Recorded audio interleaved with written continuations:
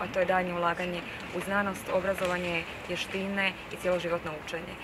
Projekt e-škole koji je imao svoju pilot fazu, koji se vrlo uspješno pokazao i ovo je jedan velik nastavak provedbe zapravo tog projekta kako bi u cijeloj Republici Hrvatskoj gotovo sve srednje i osnovne škole podigli na jednu veću digitalnu razinu, uključujući informacijsko-komunikacijske tehnologije, omogućavali kvalitetnije nastavne i znanstvene procese i na jedan način evo i sada već omogućili i daljnje mogućnosti online nastave i online učenja ukoliko to bude bilo potrebno.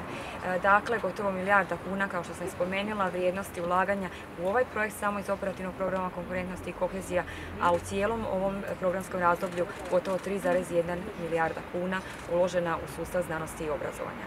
Kako smo na početku programiranja novog programskog razdoblja 2021-2027 sa ovakvim projektima nastavit ćemo i dalje upravo u procesu digitalizacije kompletno javne uprave, a naravno i svih sastavnica koje čine pojedine resore. Hvala.